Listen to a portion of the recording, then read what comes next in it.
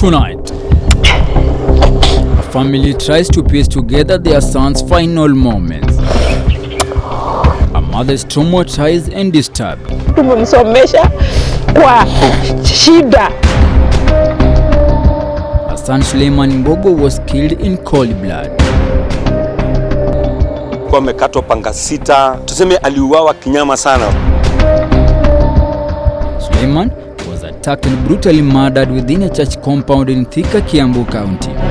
Aligongwa na blunt object, ilikuwa imevunja hadi jaw imetoa meno. It's quite unfair. It brings a lot of sad emotions. The 25-year-old young man lived by the word but died by the sword. Kwa forehead alikuwa na kama 3 cuts, deep cuts. Kwa kichwa alikuwa na 3 pia, but moja ilikuwa so deep ili penetrate the skull. With these killers leaving little for the investigators. At least it ingetuletea a bit of understanding, tukijua mwenye alifanya hivi na the reason why alifanya hivyo.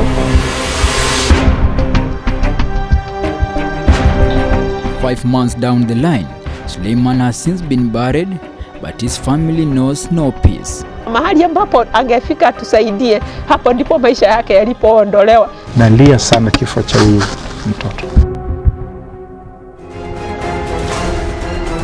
This is the Crime Beat.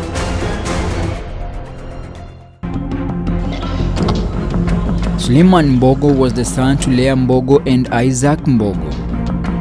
Alikuwa mtoto mcheshi na tulipendana kabisa. A church minister and a pianist. Everything anafanya is about ministry. Sometimes kahalali hapa, amelala church. He was a third born in a family of 6 and a third-year communication student at Mount Kenya University. He decided to pursue media in college and use the experience for evangelism. He had just turned 25. Amekuwa akifundisha most of my, like kuna my cousins wangu alikuwa akiwafundisha music. Alikuwa ameanzisha music school. He was an ambitious guy. The family was hopeful for the man who is no more. Alikuwa ameambia madhe atamfungulia shop because back then madhe alikuwa anapiga job tu hizi za tao. So he was like, mom, mimi na hustle nikishamalizana na plans za wedding na kufungulia shop kutulia upumzike. So he was like, nimse family tumelose a great person.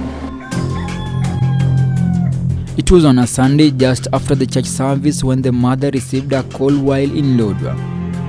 Kaniambia hapana, nasikia majambazi walimfahamia akaumizwa kidogo. Nikamwambia uniambie kenye kimefanyika kwa mtoto wangu, ako hai ama hayuko hai, hiyo tu ndio nataka na usiongezee mambo mengine. That was 5 hours later after Suleiman's body had been discovered here in Thika. Majambazi walimvamia na wakamkata kichwa na wakamuua. His mother remembers how the call hit her hard as she dropped down in tears.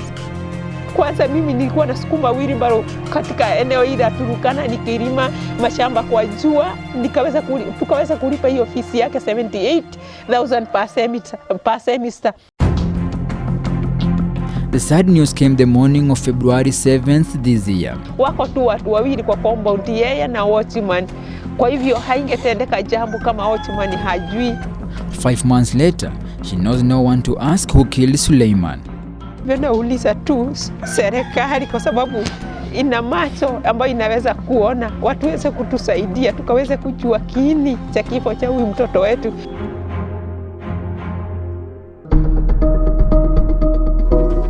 The night before Suleiman was killed, he had visited the girlfriend. The two met at her place, which is just a kilometer away from this church where Suleiman stayed. We spoke to the girlfriend who had just seen Suleiman moments before he met his killers. He called, he passed by, he said hi. We talked a few things here and there. And then the next day, of course, we agreed, let's see each other tomorrow. He says the two engaged shortly past 9 p.m. before Suleiman left to his place. As per their conversation, they conversed shortly through text messages few minutes past 10 p.m. and at around 10:22 p.m. same evening, the man went silent, never to hear from him again. I tried calling, I got concerned, really. She decided to get to the church hoping to see him. To her surprise, Everyone was in the church but the pianist was missing. I tried calling in the morning, still ilikuwa inaenda direct to voicemail. He decided to rush to his place. Katika tu ile harakati ndo napata tu news that the guy is no more. The memories of the man who lived in Christ haunt her like a ghost. But I just wish there was a way that could help us know how, why. But every day it's a sorrowful day.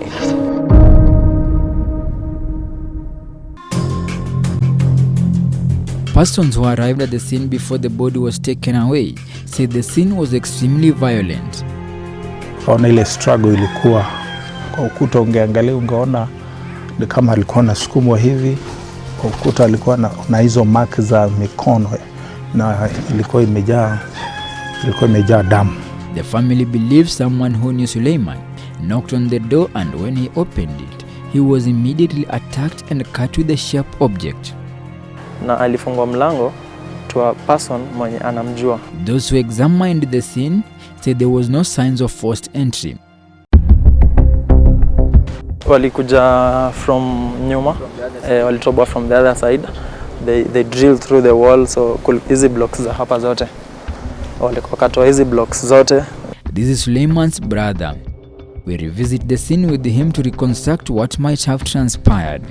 You drill ukuta, you take your time, you drill the wall, ndio muingie kuua mtu. Like hai make sense, it was a planned murder.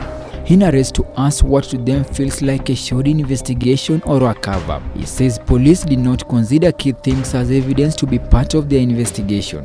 Kuna portals mahali, either kuna portals ama ni cover-ups, we don't understand.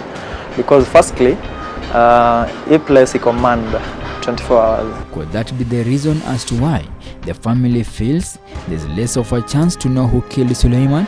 Was there a problem when police were conducting the investigation to determine the utility of all information available? Watu walipokuja kuona mahali mtoto aliuawa walikuwa wanaingia tu, so they tampered with the investigation na mambo kama haya. So ndio nilikuwa najiuliza kwa nini polisi walifanya that shadow investigation.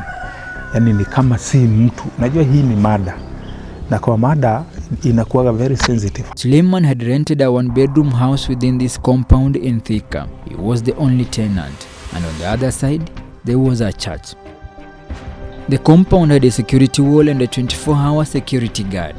But according to the police, the guard who was on duty on the fateful night was not of interest in the investigation. In fact, we are told the guard gave conflicting statements, but that never raised an eyebrow. It doesn't make sense because anasema he after he discovered the body, alirudi akakaa pale kwa nyumba yake hadi asubuhi. Juu ilikuwa saa 8, akangoja asubuhi ndiye akapigia pastor simu, wakakuja wakaangalia, wakaita polisi. We approached him to clear our suspicion, but nothing was forthcoming. He rubbed us off and said he was at work when Suleiman was attacked and killed, but knew nothing in regard to the murder. We were asking the officer, why is he not treated as a suspect, because amepana statements different, alafu he's nowhere to be seen time anafaa peana statement. Suleiman's 2 phones are still missing, and the cybercrime unit has not been of much help. I just wish that justice could be served. Even if itamrudisha. As they say, time is of essence in investigations. 5 months later, even Suleiman's friends feel this is going to be a tough nut to crack. As much as there are a lot of deaths going on, just that we don't know about, it does not make it right for someone to be killed and nothing is being followed up. Suleiman used to minister at the Destiny Church while residing at Christ Life Ministry headquarters compound in Thika. There has been a lot of void. Kuna vacant kubwa sana kanisani. Our efforts to get a comment from the authorities were not fruitful, but we were told the case is still under investigation, though that was not proven. The case was reported at Makongeni Police Station in Thika. Hakuna mtu aliyeshikwa kawekwa ndani. Polisi aliniambia tuwezi shika mtu weke ndani. You know, this is murder. Na watchman ako pale. Huyo watchman ndiye alikuwa anachunga pale. Hakushikwa, hakufanywa chochote. For several months, no one has been brought in custody to be charged with the murder of Suleiman. And each and every time the family sees the grave where their son was buried, they are frustrated owing to the manner in which the case was handled. Hata ukiangalia kwa hiyo kaburi haina msalaba, ilikuwa na msalaba, tuliing'oa kwa sababu ukipita hapa unaona jina Sule, unaona hiyo msalaba, unasikia umeumia kwa roho na ujue ni nini ambacho kilichomuumiza. Tumefuata polisi sana, lakini hakuna kitu cha muhimu wamewahi tuambia mpaka leo. Tuna DCI ambayo iko na uwezo na wakiamua ya kwamba watafanya juu chini mpaka hawa wauaji wapatikane, ninajua wanaweza patikana. The family says it will continue to push for answers as they remain adamant that there must be a clue that the investigators are overlooking. They say the answers into the murder of the pianist are right there in front of them. The appeal is that if anyone has crucial information regarding this case, kindly contact the nearest police station. Franklin Wala for the Crime Beat.